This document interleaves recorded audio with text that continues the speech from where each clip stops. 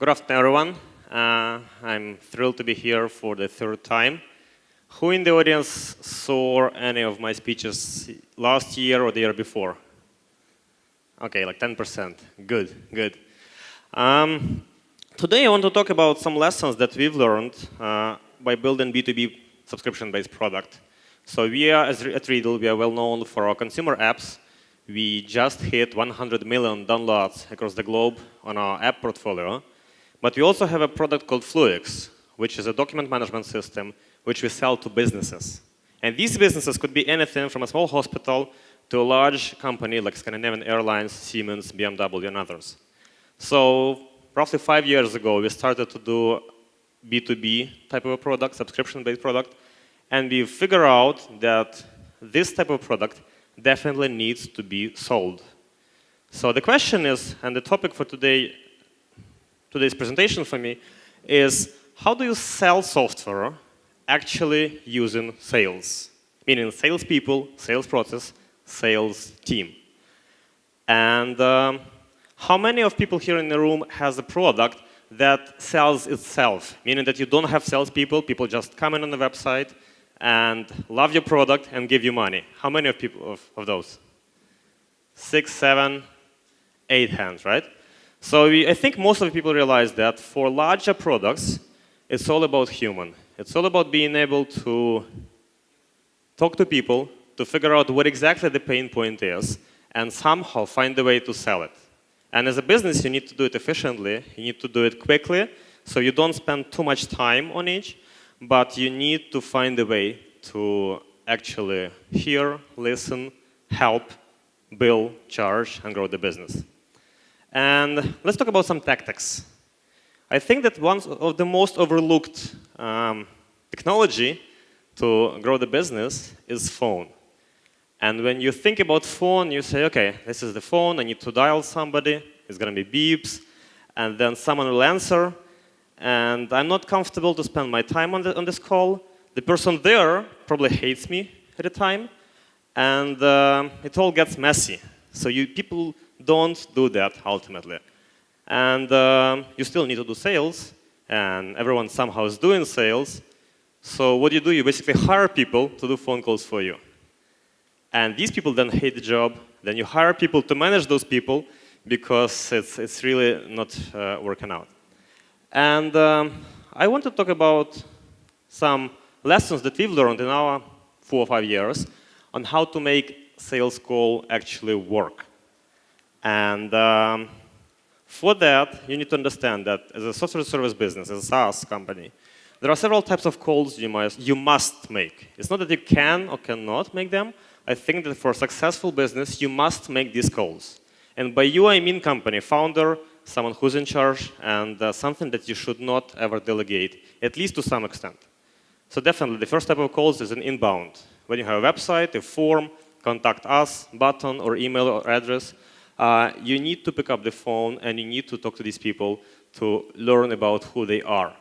Even if they sign up for your service or product without talking to you, it is absolutely valuable to give them a call, welcome them on your platform, and say, hey, here's what we have here. Here we are as a company, as a product. Here I am, my name is Igor.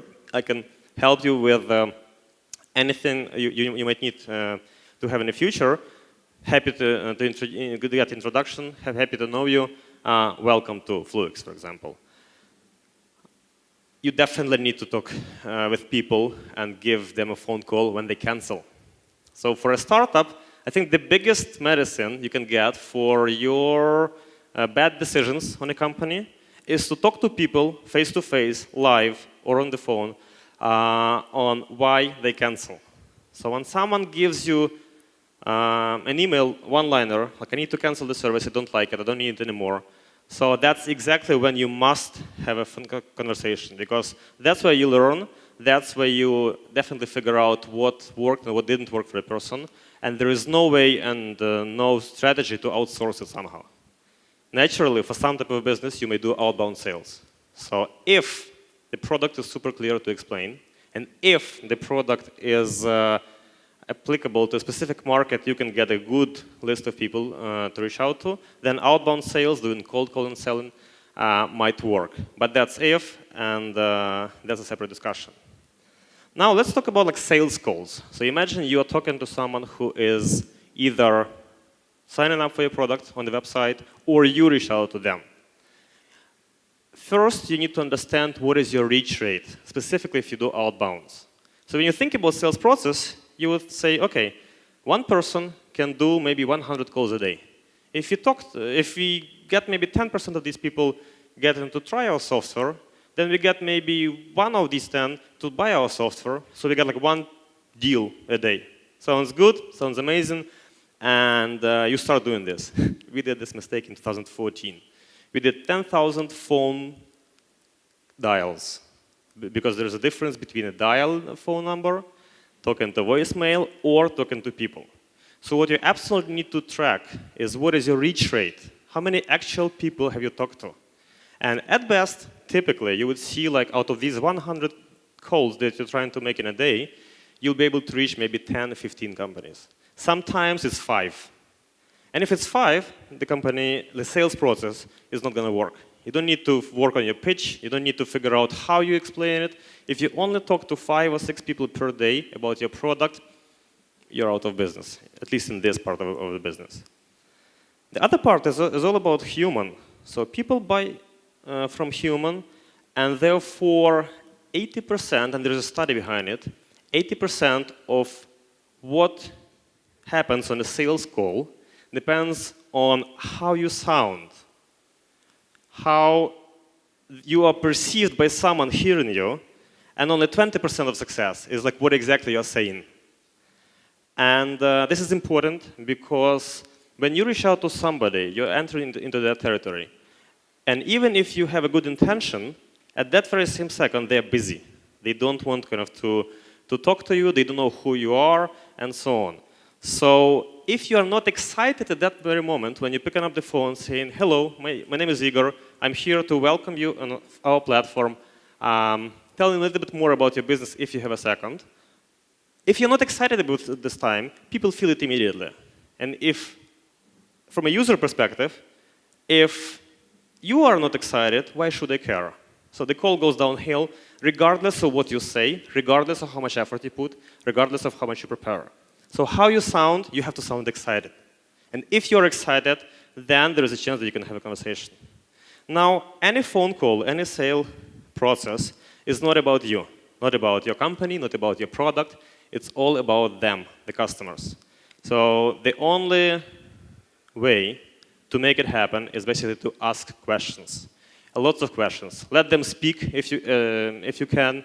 Ask clarifying questions. Let them share whatever the pains are. And because this is the place where you learn. This is the place where you get insights and you understand how exactly you potentially can help these companies. And the other aspect, which is interesting, it's almost funny. Every single time when you have someone talking to customers or prospects on a regular basis, you would see that, oh, customer asks about a discount. What should we say? Customer asks, what other clients do you have, like ours? Should we trust you? And what typically happens is that we as a human, we get shocked and confused. So we say, well, we can probably give you like 10% now if you sign up by the end of the week or something. So, and this kills the whole dynamics. So the good news is that people on the phone are asking the same questions again. So what you need to do basically is to do a Google Docs document, which you list like 10, 15, 50 most frequently asked questions that your sales team or yourself hear from customers. And you have to have like one-liner, maybe two-liner or three-sentence maximum exact specific answers on these questions. Again, super simple stuff, doesn't really being used by most of the salespeople I've met, interviewed, and or hired sometimes. And another part of the sales call is that sometimes you forget about this. You need to close. You need to figure out what's the next step.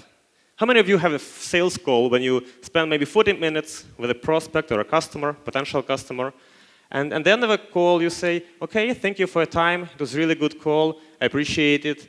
And no, thank you for your call. No, thank you for your time. And you hang up. and then silence. What's next? So it's our responsibility as a business, as a company, basically to help clients, customers, and prospects to figure out what's next. So you need to close them in that sense. You need to have specifically articulated what is the next step that you want to achieve. Are we having a follow-up call? Are we running a demo? Are we signing up? Do I need your credit card number? Super simple. Lots of people forget about it. Now let's talk about sales email. So forget about marketing email. When you have marketing, it's like HTML, newsletters, fancy, bright, emotional, maybe videos, interactive, highly tracked, and so on. People want to buy from human. People want to talk to human. So therefore, if you want to sell, you need to write being a human, or at least to look like a human. And that's the only type of email that ever got read and replied to. If you automate, if you do automation, which is a good way to do, right? You send more and more emails. But when you do that, when you automate the process, don't forget that you need to still have it like a human, because nobody ever on the planet will buy something from bot if you're talking about a complex sale with something that's quite expensive. You want to talk to a human. You want to talk to somebody who knows the thing too. You want to have understanding that this is live, this is real, and there is confidence and guarantee that it's going to happen. Sales email as a phone call also has to have call to action. What exactly you expect from the guys to see? I personally receive lots of emails inbound, like on LinkedIn, on email, and so on companies trying to sell me their software, their products, their services. Maybe half of those at best, they have call to action, what's next? Because typical email would be, hello, my name is Michael, I'd love to discuss with you some ways to work together. Okay, thank you, Michael, goodbye. This one is my favorite. So how many of you have ever seen the product demo by some company trying to sell you something? So when you watch the demo, right? Okay, good, half audience. Now keep your hands. Those who liked the demo, who said, this was an amazing demo, I loved it, I got it, and I would follow up. 1, 2, 4, 5. So 5 people out of maybe 200 loved the demo. And that's a good number. So realistically, 95% of demos of software suck. Because they don't follow a couple of basic rules. Question number 1, do you ever need a demo?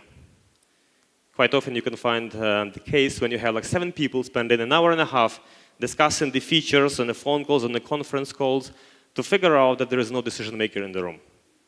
Or to figure out that the person who will be writing a check is actually interested in something different. So number 1 question when you want to run a demo, do you ever need a demo?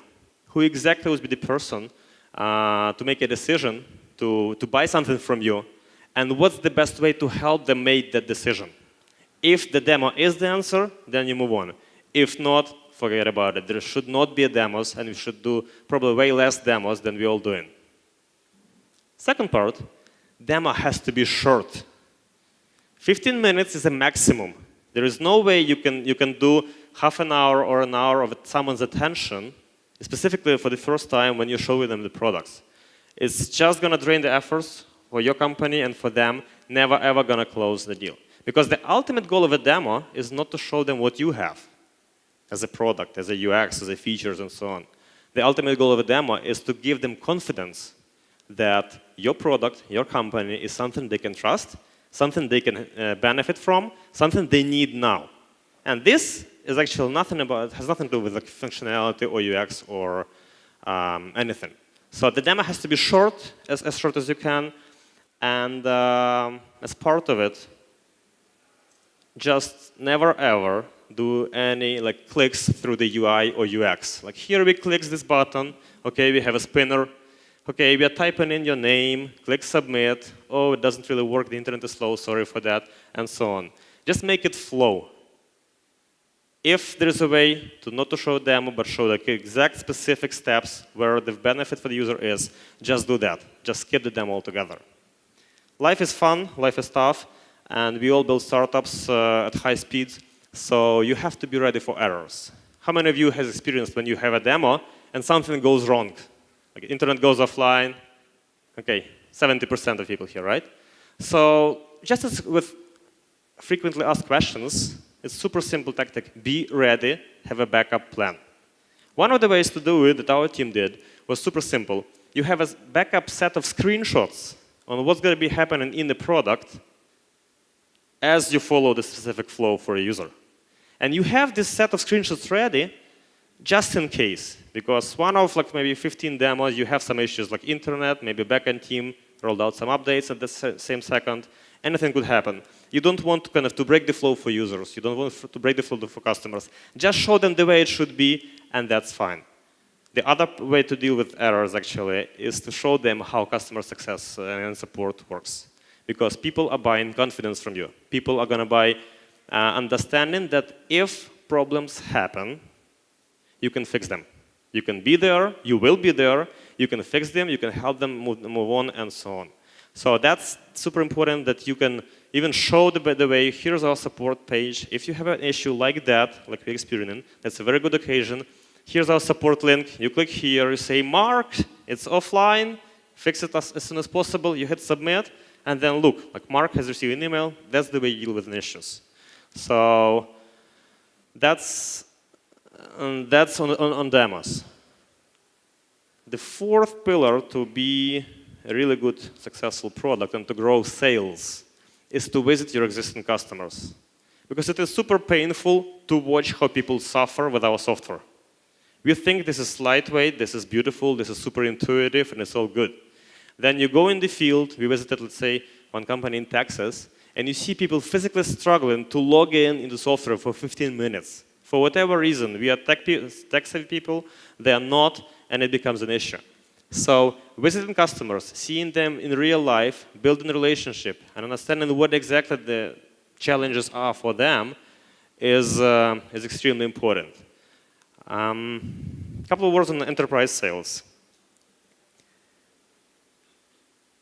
None of the enterprises actually buying software. Siemens is not buying your software.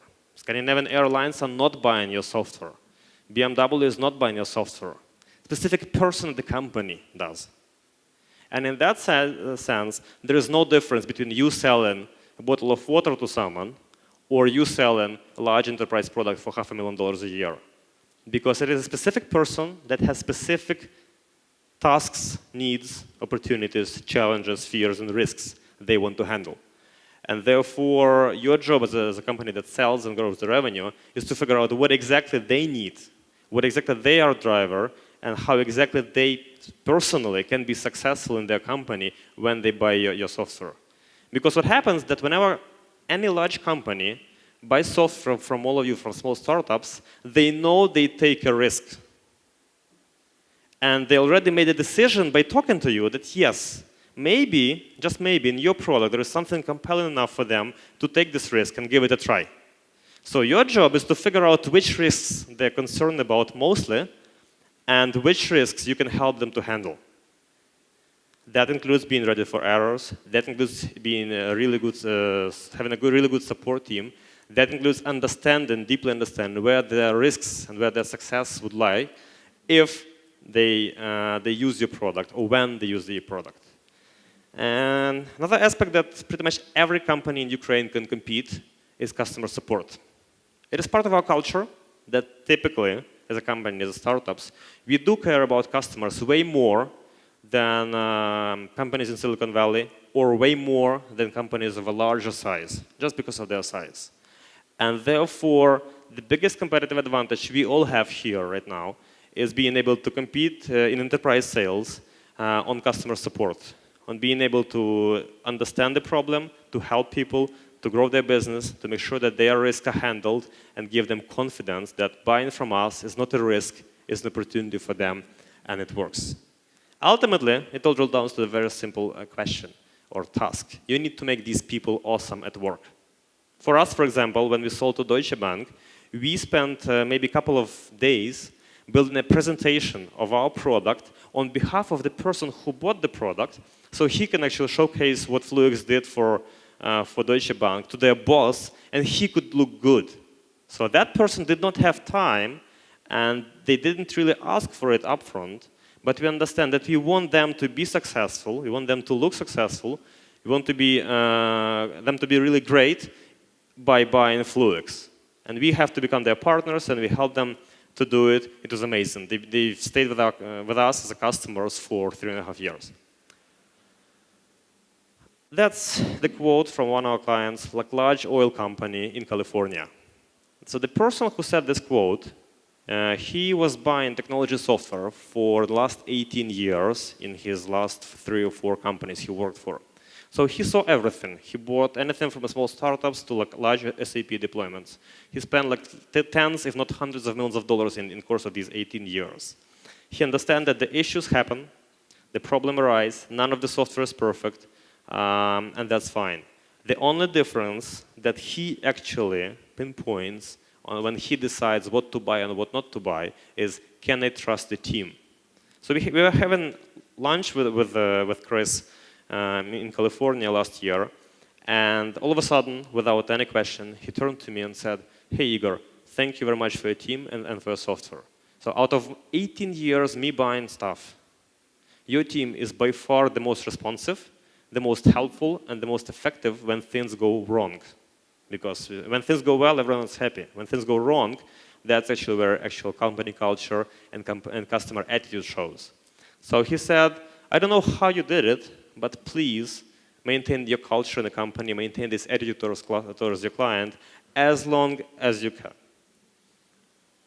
Another quote that I want kind of to wrap it up with is one of the largest investors in a software company called Box, like enterprise software storage, data storage. So the quote is simple. We are talking to the chief revenue officer, and they said that there is no such thing as auto-renewal on subscription when you charge customer $1 million a year.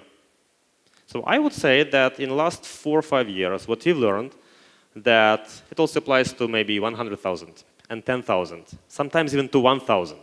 So there is no a sale as a transaction that you did it and you are happy.